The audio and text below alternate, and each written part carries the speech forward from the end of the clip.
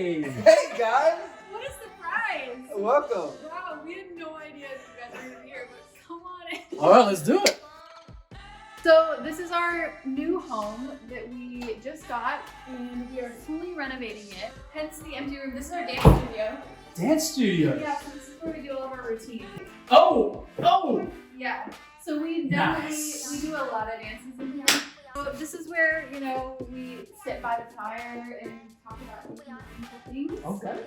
And then this is our second dance studio. Oh, second.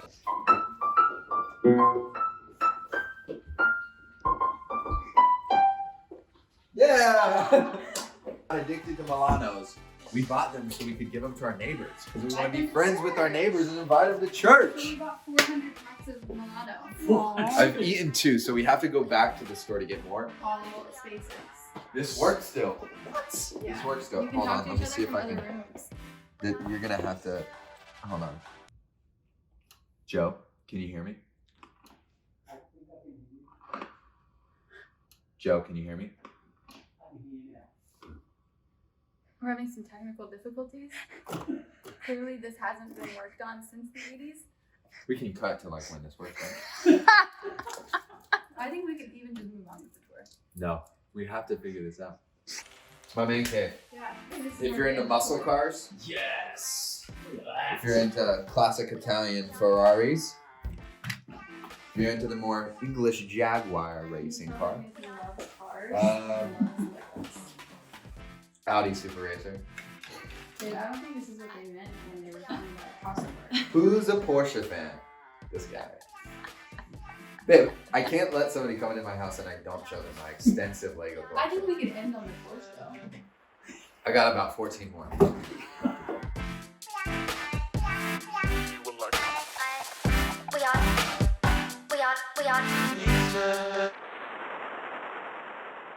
Hey, what's up, Shoreline City Youth? I'm here with 2 of my great friends over here, Olivia and Jansen. Love you. We What's are up? about to go into our relationship series, and I'm telling you, these 2 right here, we look up to them, and I'm sure you do too.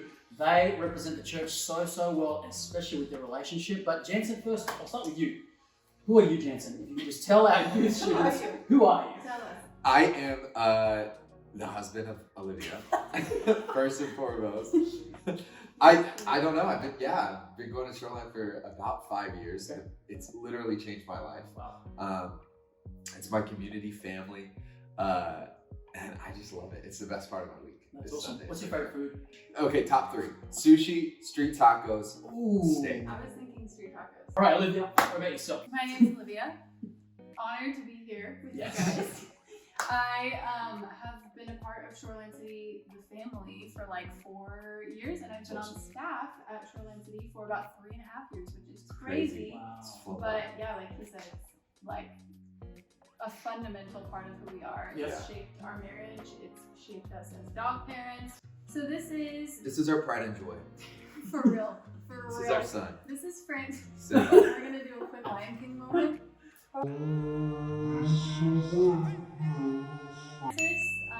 Frank when he's disobedient. Francois at dinner when parties. he's bougie. Yeah.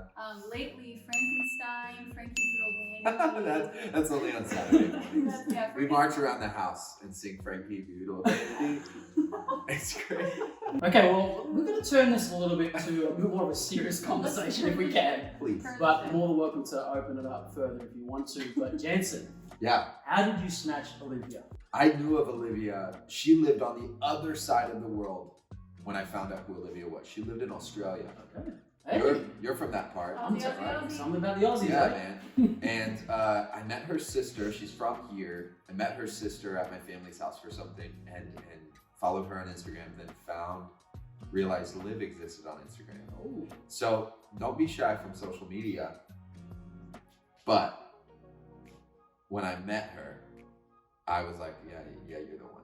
Prior to even meeting her, I like entertained the idea of like, maybe I really like this girl. I was kind of infatuated a little bit. When I met her in person, there was no difference to her character. You know how people on social media can like front and you meet them in person and you're like, you seem completely different on social media. She was not that way. wow. I already knew her.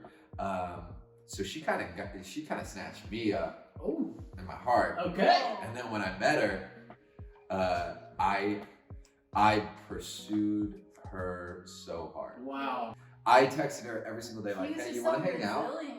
I I was like, "You want to hang out? You want to just go play?" We played Pokemon Go. That was like our first like Hey, I 5 know a dates. lot of our youth play Pokemon Go too. Oh, So. that was like the foundation. The first of 5 our times we hung out, we went friendship, and for got sure. tacos and played Pokemon Go. There was So what made you stop flirting from that moment? no, that was literally the last week she was in Australia. She was Oh, about to okay. move back, and I I was think like, you were just. I was priming like, the you situation. know what? Like, you need to know my intentions, but I'm not crossing a line. You know what I Hey, mean? I like You know that. what I mean? That's awesome. Hey, Bubba, you doing okay? Next question. How did you both know you were ready to date? Ooh, That's a good question. yeah, you go first. I think a huge part of it was that we had both spent a significant amount of time not dating anyone, and then we had just cultivated a lot of like our own personal lives. Like I had a really great relationship with my parents. I had really strong friendships. I had hobbies that I was super into. Yep. I was pursuing Christ like I never had before. And I just had sort of, even though I was sort of in intermission whenever I moved to Dallas and was supposed to go back to LA, I just had a lot of comfortability and at ease by myself, so that by the time he came into my life, I didn't feel like I was desperate for validation. I didn't feel like I was desperate for quality time. Like, it didn't bother me when he went and hung out with friends because I had my own friends. When we dated, we didn't get to see each other a ton because I worked nights and she worked during the day. Yeah. So we'd only hang out like twice a week. But it was We totally talk fine. every day, but Yeah. yeah, But- we both had our own lives still that Yeah, we we were cultivating. weren't like, we weren't so like tight-fisted whenever Yeah. it came to our Yeah. relationship, and I think that was a huge tell that we were both ready, Yeah, because we weren't like, he didn't make me whole. that's what I really liked about her. She was super independent. You really like knew what you were about. I didn't have to like pull that out of you. You know what I mean? For me, like being ready to date, I had spent quite a bit of time prior to that. When I met Liv, my only like real distinct prayer to God in that season of life was give me good guy friends. Yeah. Ironically, That's really I was in a season of life where I'm like, I need guys around me I can trust, guys that will encourage me. Yeah. And like in focusing on that and cultivating that area of my life, really focusing on me and getting my surroundings really healthy, Wow. she came out of nowhere. And in that season of life, that was my goal. Me praying for good guy friends was me praying to be the man. Up until that season of life, I didn't feel like I was really honorable Okay. or an honorable guy. Mhm. If I looked really internally and like I asked myself that hard question. Yeah. And so at that point in my life, I really wanted to be that and like change patterns and change habits that I had. And so when she came along, like I wasn't perfect, I wasn't there yet. Mhm. I'm still not there yet. But he was running so obviously towards Jesus. He literally was just it. There was no denying that he wanted to be more like Jesus. It's like, if I'm really sorry.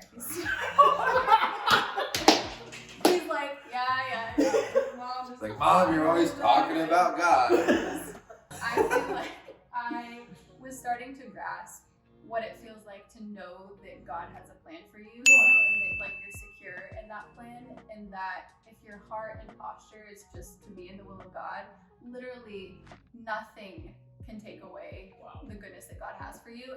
If you don't have the backbone to say, I'm not comfortable with that physically, Wow. you're not ready for a relationship, That's because good. you Yeah. can't always count on, like, you can't leave it up to the other person Wow. to set the boundary, and you can't leave it up to the other person to honor the boundary that Right. you've even set.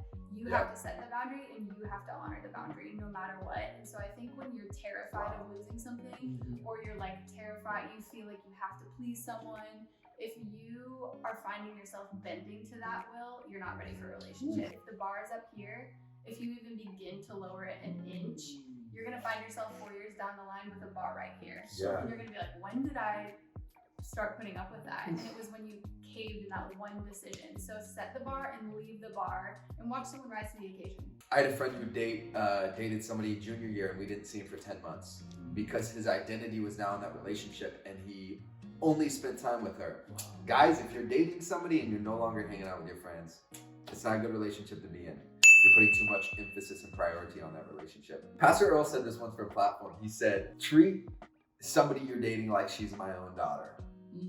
Like, put that much respect on her.